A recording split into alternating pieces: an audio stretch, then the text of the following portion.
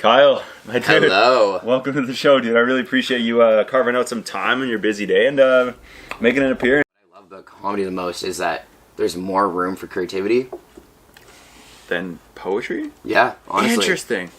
What way?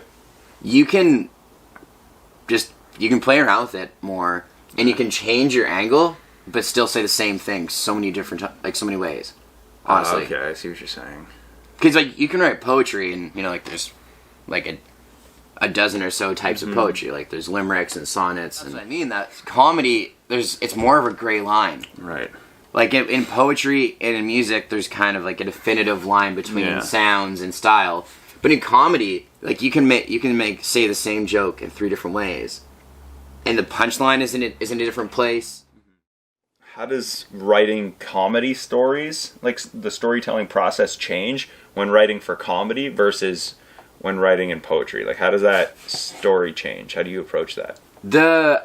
I think the perspective changes, or rather the information that you take in and use changes. Right. And so with poetry, you're really going for the emotion and the image and the story, and you want to really grasp the reader's attention and just keep it there. Right. And so from the first line of poetry, if you say trees were blue until one branch died. Mm-hmm. That doesn't really make sense as a line, but you can see in your eyes that you're what? Okay. Yeah, I was like, oh, okay. Whereas with comedy, it's you make it more clear. Right. You kind of just hand, at least with my approach to comedy, I find, which is very much a lot of wordplay and very subtle jokes and a lot of layers of sarcasm almost. Right.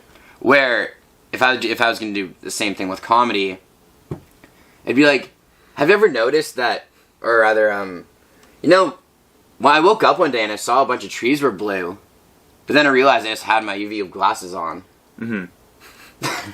Where it's ridiculous, but it's that more clear, direct approach. Right. Of here's the joke, here's the topic, and then here's the punchline, and it's up to you on which you want to grab onto. Okay. Yeah, that makes sense.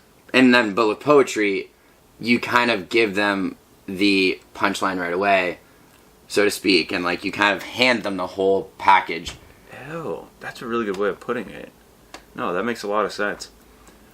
Wow, because I know it's both a similar form of storytelling, but it's just, so I guess, a piece of what the story is you're giving them.